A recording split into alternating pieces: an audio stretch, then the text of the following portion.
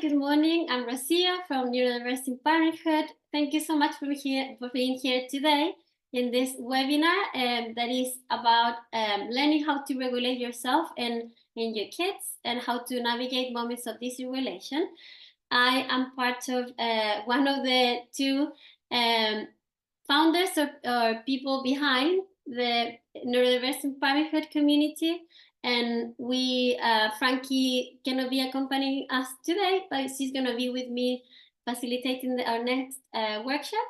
And basically, before we start, just want to say that learning how to be regulated with yourself and helping your kids to be a bit more regulated is something that it takes a little bit of time. So be patient with yourself.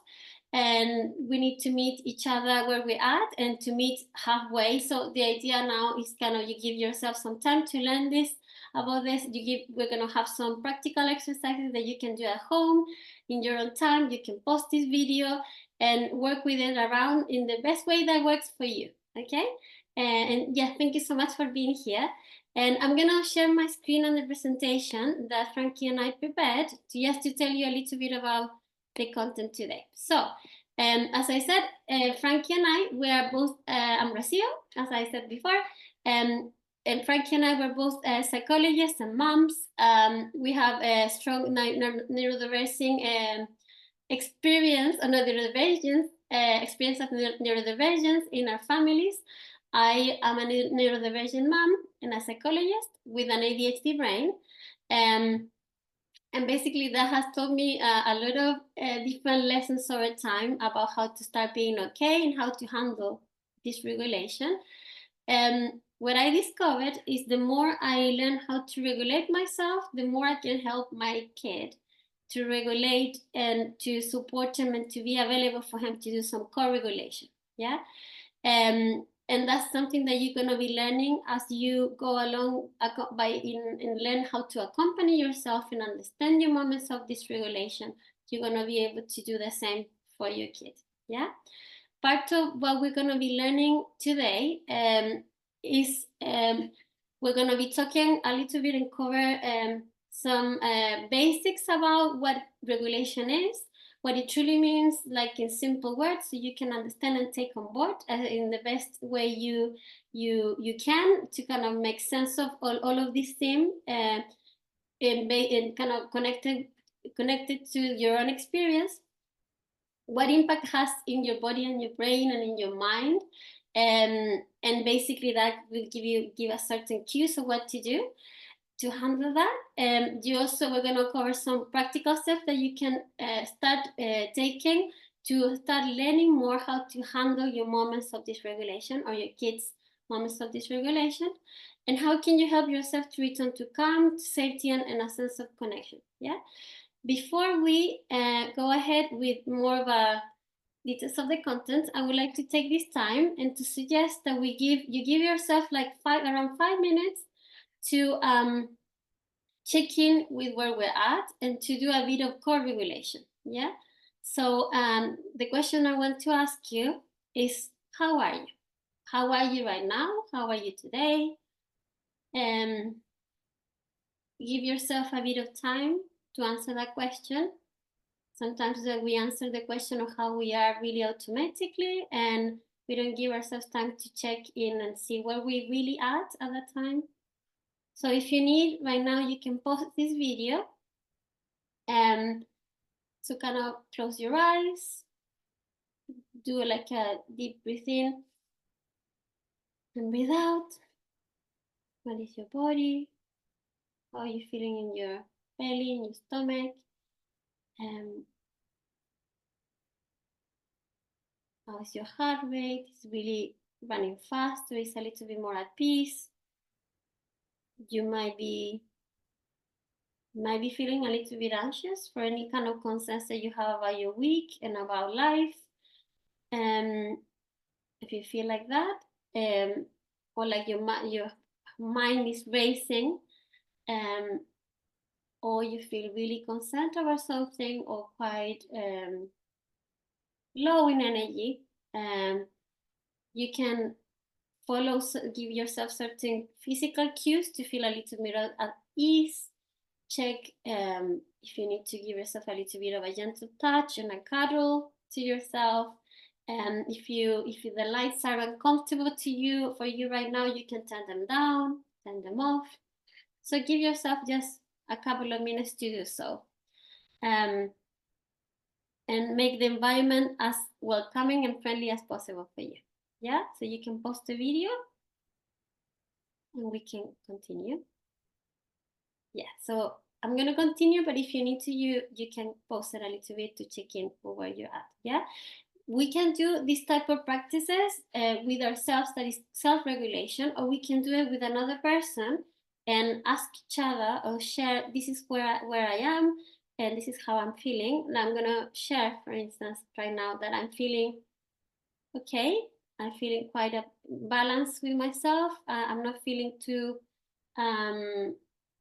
worried. I feel kind of, I think, excited or like, yeah, happy to connect with you that you're watching this at home and in any place in which you're at.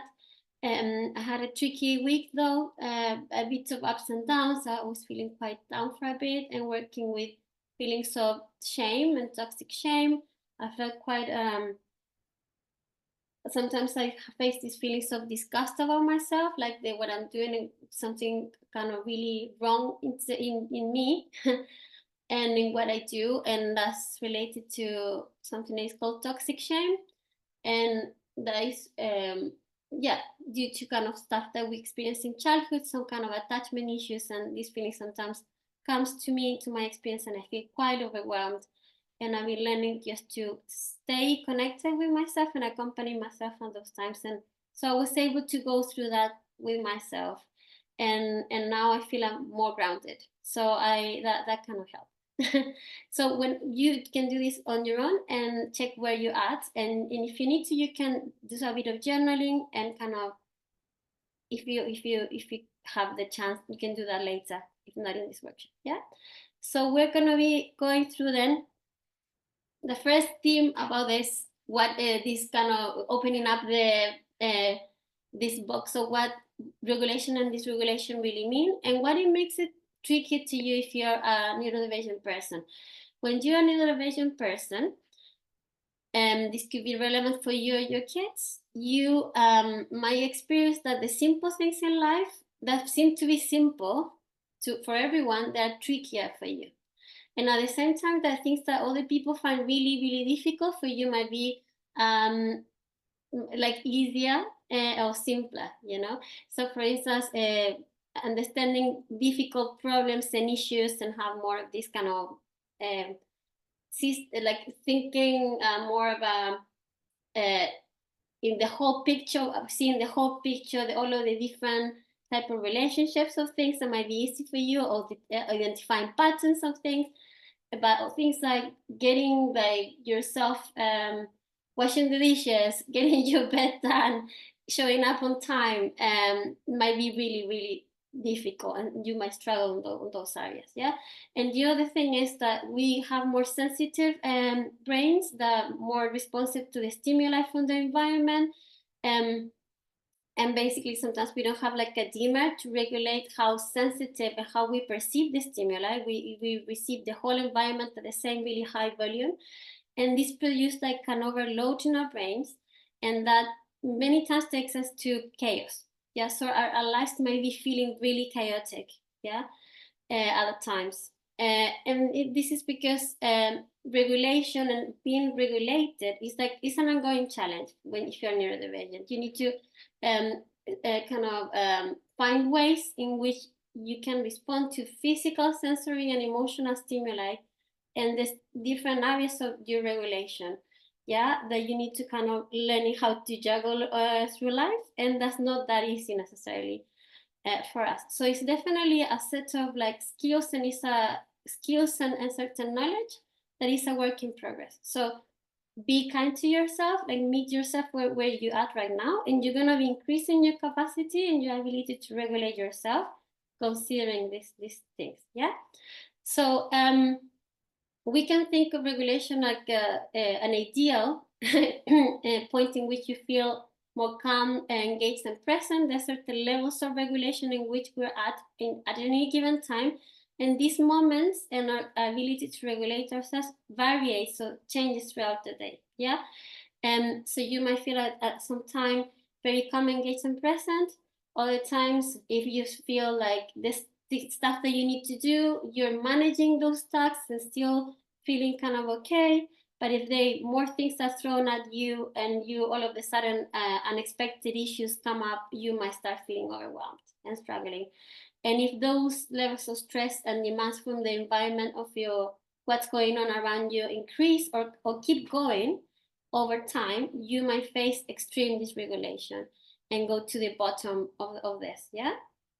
So this model that we have with Frankie and I developed is called the seesaw model of regulation. When you are neurodivergent, your beam is longer because you're managing more stimuli from the environment. You're more sensitive to it. That means that your seesaw can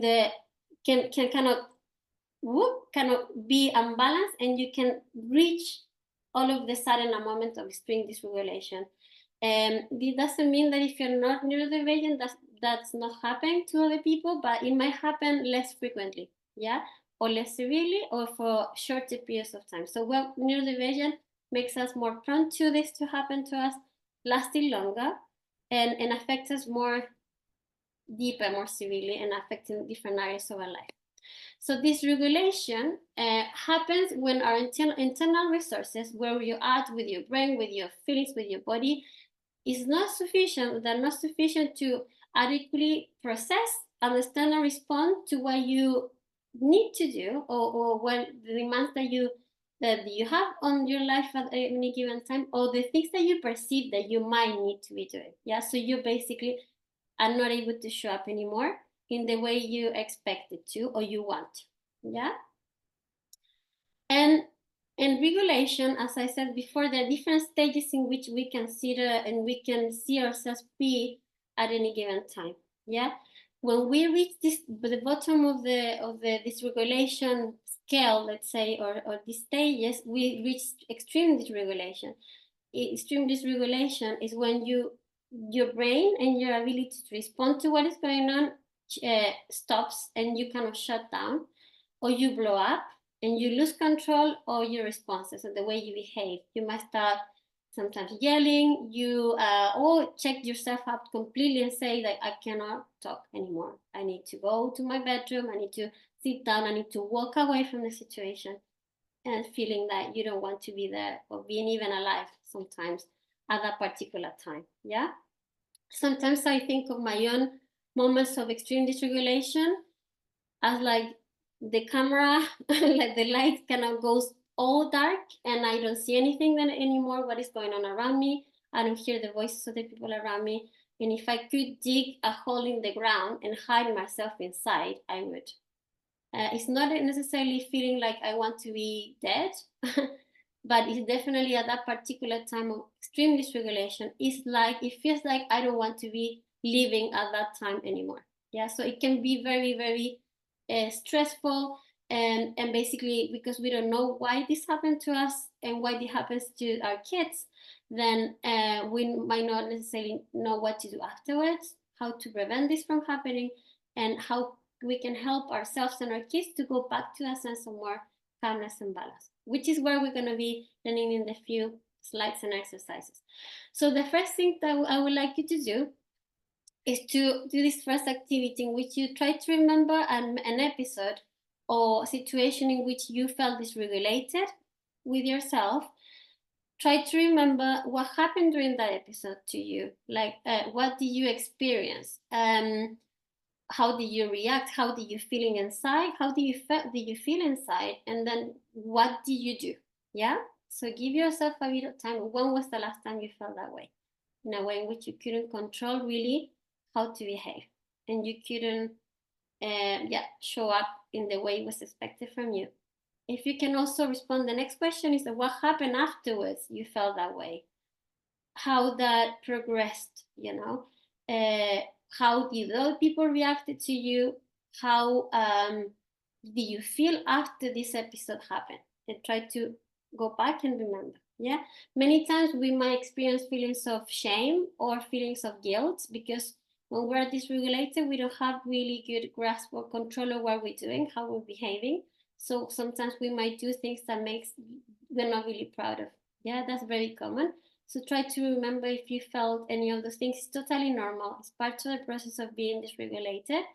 And basically, if you could also think at the end, like, think about the stages of dysregulation and how long it took you in that occasion to return to calm. So if you need to now post a video, give yourself between 5 to 10 minutes to complete this task, and we're gonna continue. Yeah, I'm gonna not continue because of we're doing the recording, but at home or wherever you're at, give yourself between 5 to 10 minutes to do this.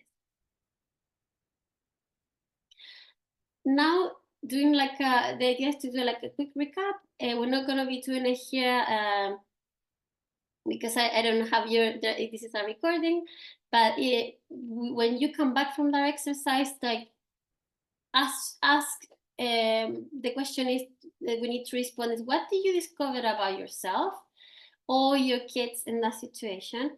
And this sense, because you were thinking about what was the moment of your dysregulation. This is more oriented and focused on you. And so what did you discover about yourself? And if you want, and if you feel, please feel sorry, please feel free to share any of your experience in the comments. We're gonna post this video in YouTube, so you can definitely add that if you like to be connecting to other people and share your regulation journey. You can do that. So let's think for a second. Now that you're remembering and thinking a little bit more about your experiences of dysregulation, why do you think it doesn't work when we tell our kids or we hear from someone else and saying these following statements, these following phrases, like stop doing that, like calm down, or can you hear me? I'm talking to you. Please do this now. Yeah. Why do you think it doesn't work? Give yourself a couple of some time to respond this on your own. The thing is that many of us have found we have probably had experiences in which other people told us these things, or we might like not be aware or like realize maybe now that we tend to tell these things to our kids when they're being dysregulated, when they're having a tantrum, when they are not okay. Yeah.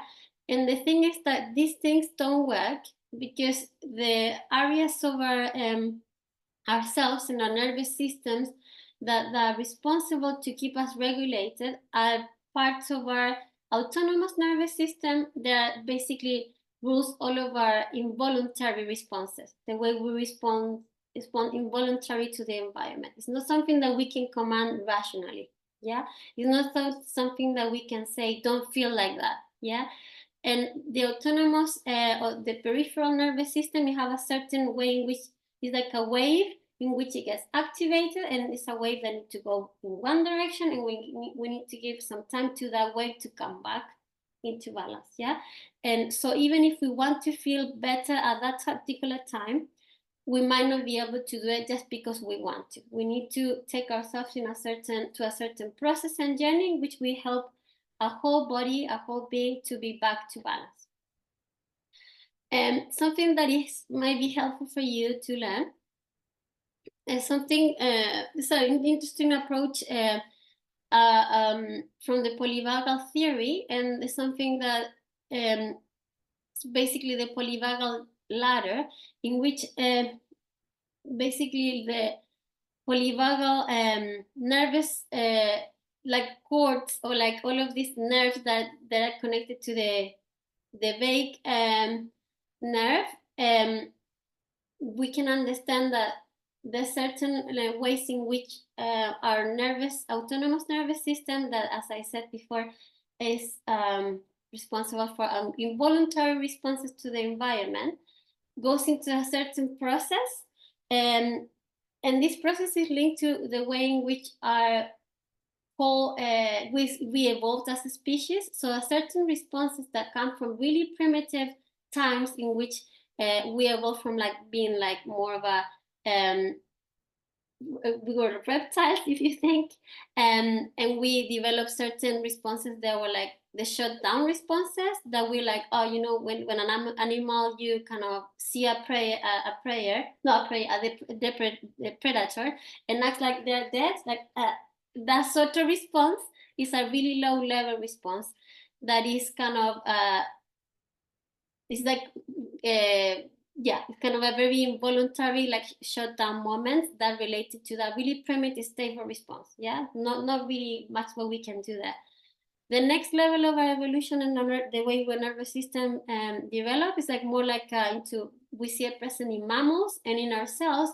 We see certain responses that when we feel distressed about a situation, we'll go instead, or a certain danger, we go into this fight or flight mode in which we feel mobilized, we do something about it. Yeah, we either run or we fight against the danger. Yeah, and the more evolved ways in which our autonomous nervous system developed, certain responses that are more oriented to us being able to connect with others, to the social cues, to communicate and to feel safe.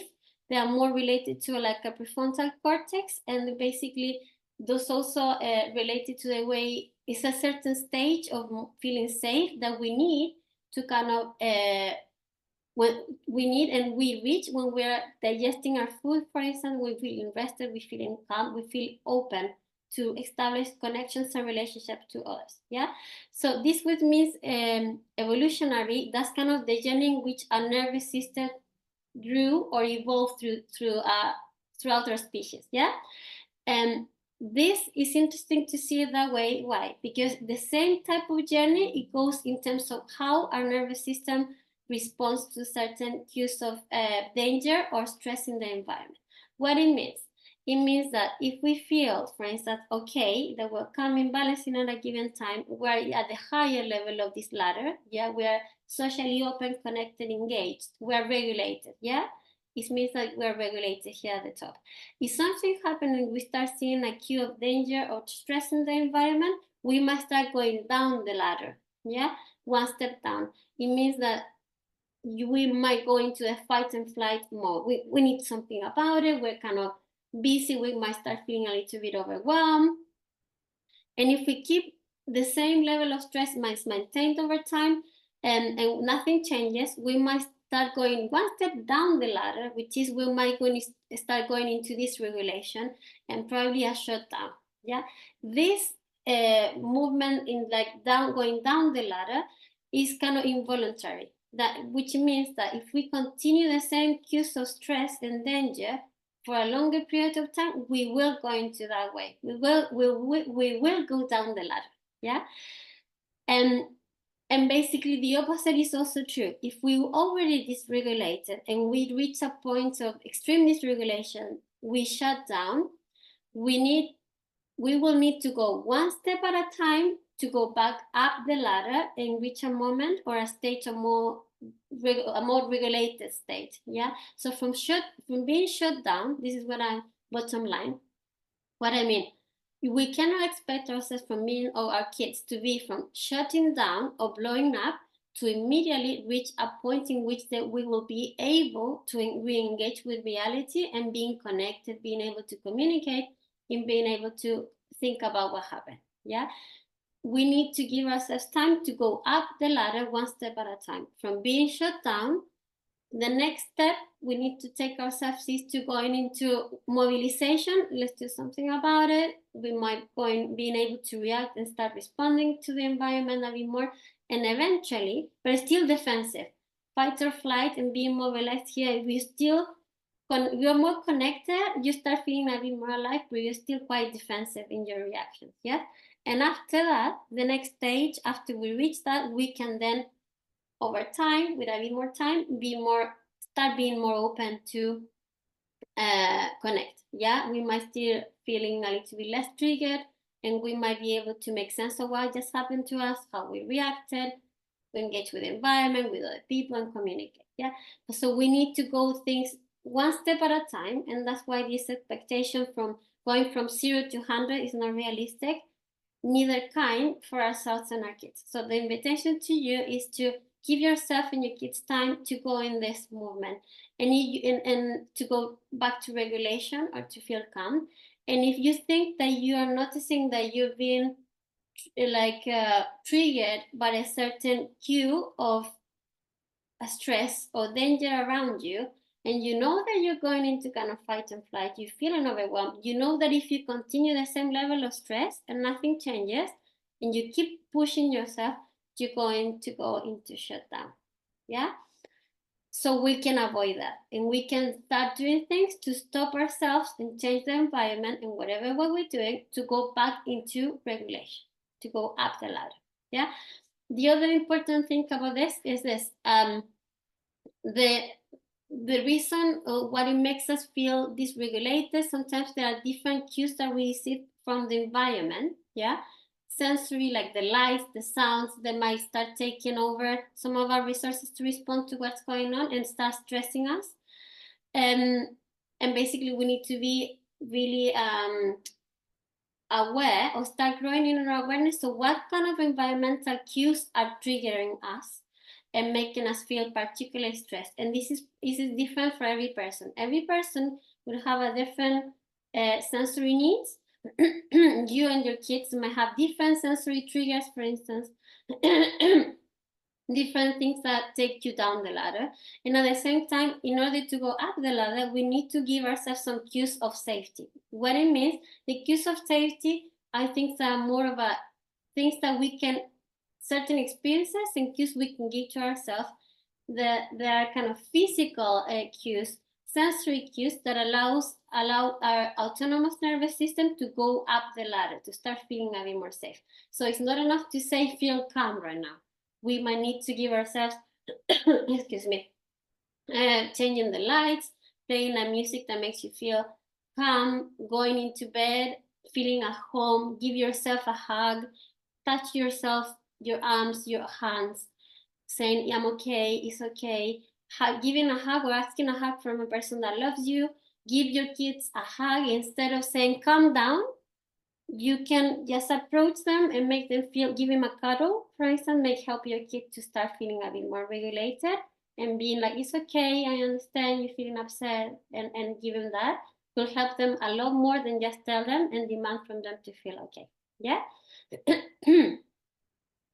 Moving forward, how we can start handling these moments of dysregulation. It's important that we put awareness into what we can do before this event happens. We can start learning, and basically we over time try to be a little bit more aware and try to remember and become a little bit of a researcher for your kids and for yourself, to think, recognize what triggers and cues happened before the dysregulation episode started. Yeah, what happened to you? What was the environment about? You were having maybe stress from work. Maybe your kid were having an argument or something that happened to them at school. What kind of things you heard in the environment? How was the music? What other people told you? How was the environment? How were you feeling? Were you feeling fed? Were you hungry, thirsty? Maybe you were feeling tired before.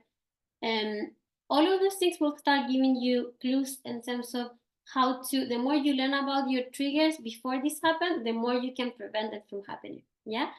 So, and also check and try to think of your stress level. Yeah.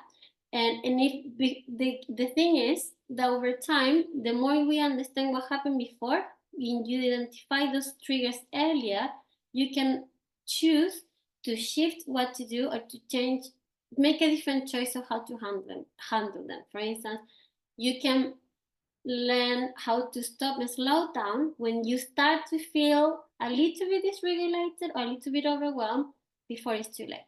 Yeah. And when you're already there in the moment of dysregulation, it's important that we learn, oh, I'm feeling dysregulated right now. Yeah.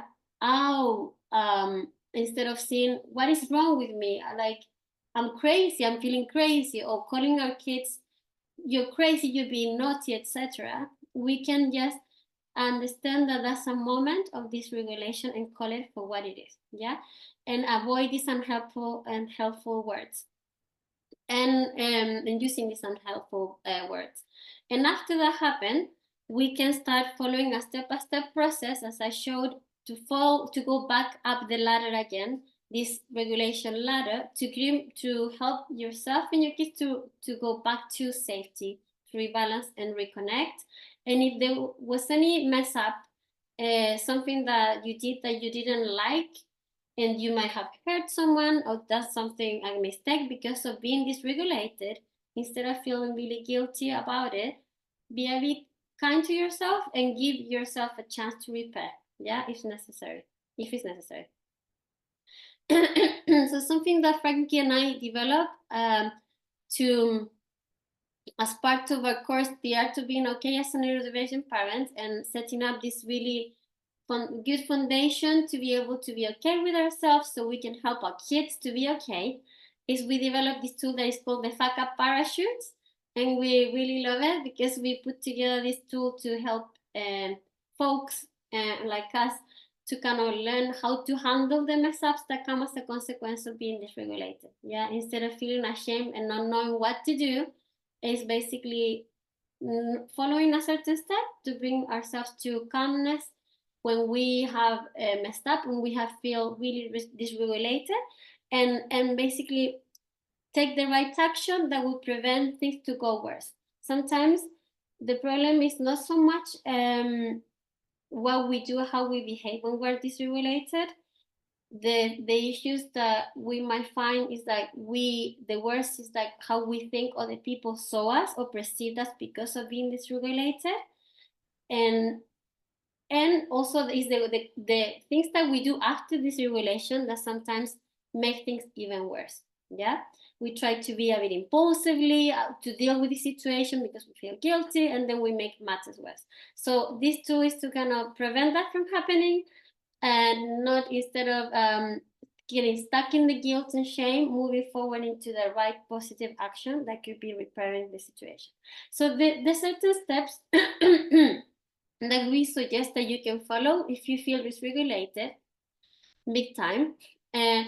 First, as I said a bit before, is like realize that you're facing a moment of dysregulation. Yeah, when you realize, oh, I'm feeling dysregulated right now. Yeah, I'm dropping all the balls. I'm not able to respond to what's going on. I'm feeling overwhelmed. Then the next step is to give yourself time to regulate. What does that mean? Give yourself some time to step away.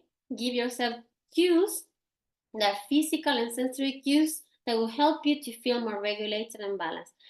Take yourself out from the situation. If you're in a busy environment, give yourself 5 minutes, go out, breathe, give yourself a little bit of touch, and listen to a music that is going to help you to calm. Go into nature. That helped me big time. Be spending time in connecting with nature is really restoring. It's helping. Research has found that it's really restorative for our attention capacity. Once you're more regulated and returning to calmness, you can start relating to your feelings. You might have big feelings at that time, so give yourself time to, you might feel anxious, you might feel guilty, you might feel different things, sad maybe. Relate to what you feel, yeah? And stay there. You can do a bit of journaling, talking to someone that you love at that time. And then after that, you're connecting with your feelings. The fourth step is reason. And thus you can start making more logical sense and rational sense of what just happened to you. What just happened to you? What do you do? What was the before? And all of that to make sense of building a big picture. And here, or more of a thorough picture of the situation.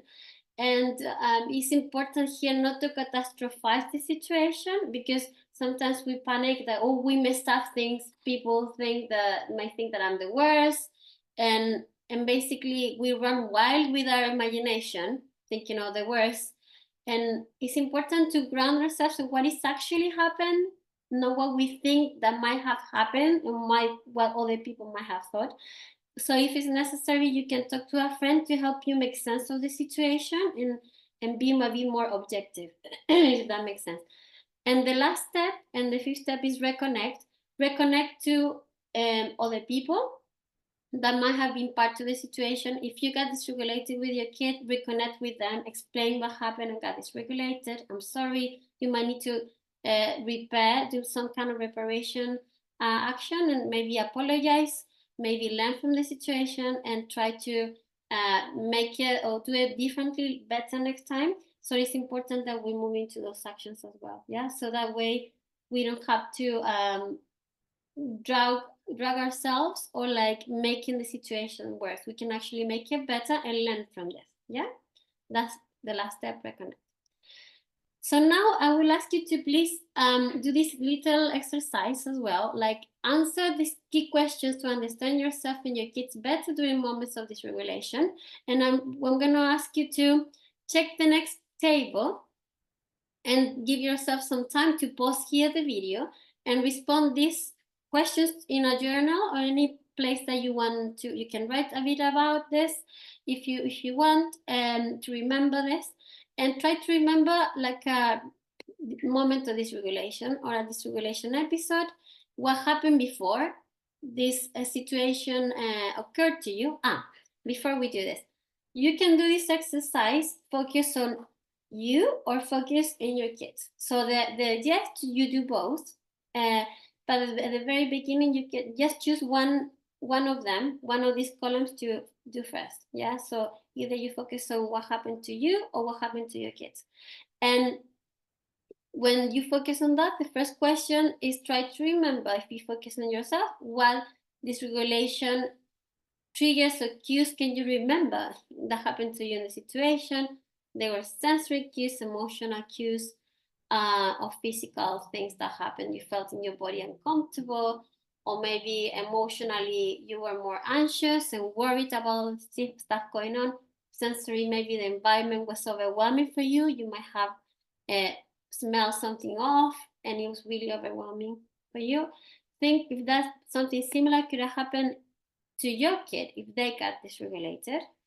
What happened during this episode, and if you can kind of increase the scope of this question, try to think what are the kind of how you usually react during dysregulation times. Yeah, and or how your kid usually reacts. Some of us have a certain automatic dysregulated response that is more often the way in which we go about. Yeah, some people get more in a fighting mode, others go more frequently into shutdown or fly, like want to check out from the situation, walking away.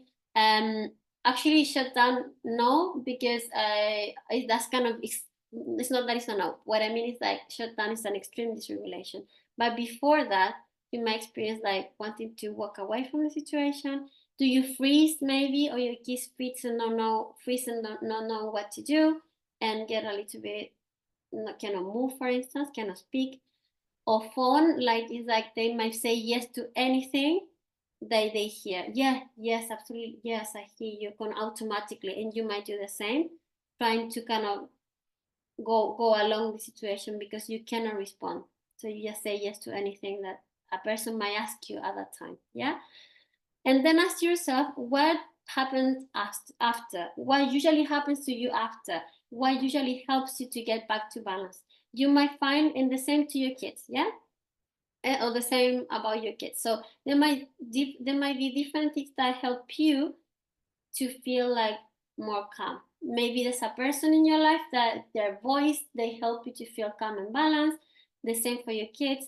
There might be, if you someone that likes physical touch, that might be your favorite way to go back to balance. Or maybe you don't like physical touch and you feel a little bit overwhelmed by it. So for you might be a certain music that you hear, a certain sound, a certain space that allows you to feel that way, being at home, being in your bedroom, being in your bed, etc. Yeah, try to remember what helps you afterwards. Give yourself now from 5 to 10 minutes to do this exercise on your own. yeah, at home or wherever you're at listening to this webinar. And now that you've done this exercise, try to discover or think about what did you discover about yourself and your kids. Yeah, probably now you may have a bit more of awareness of the different things that influence that come into place when you're feeling dysregulated or they feel dysregulated. Yeah. And you can, of course, welcome again to share your comments in the section below. So now, when you next time that you become dysregulated, we have an invitation here for you. Try to adopt a curious, observe and learn approach from the situation. Yeah, become like a researcher and be curious about what's happened to you and your kids. You can try to keep like a notepad or a certain notes, like to see the common patterns, so you can start. The more you learn what the common triggers are for you and your kids, the more you're going to be able to identify them early on. And if they're in place, you can manage them before they become a stressor and they may bring up a moment of dysregulation. The next thing that we would like to invite you to do is to be patient with yourself and your kids, because it's not easy to navigate the life in general, schoolwork, and the family life being a neurodivergent person. Yeah, we are more prone to dysregulation. So let's be kind to ourselves. We wonder also, and I wonder, what will your next step be to put what you learned in motion? Yeah, you might have learned and have more insights about yourself and your kids throughout this webinar. So think, what do you want to do next with this learning? And choose one action, one next step that you want to go about. And to make this more, to help you out with making this happen, and if you choose this action to become a new habit and you want to make it sustainable, it's great when we have a little challenge for you, an invitation. Like, if you share, like when we set up a new habit that we want to start, or a new thing that we want to keep bringing into our lives, it's very important that we find support around us. People that encourage us to keep going, because creating change is not easy. And so we have an invitation to kind of, if you want, you can post that your next step in our Facebook group. Is neurodivergent parenting group in Facebook. You can join our community, and if you share that, the other people, me, Frankie, can give you encouragement, and you can feel like you're not navigating this on your own. Yeah. If you learned something valuable today in this webinar, share what you learned with your family and friends, to any other person that this can help.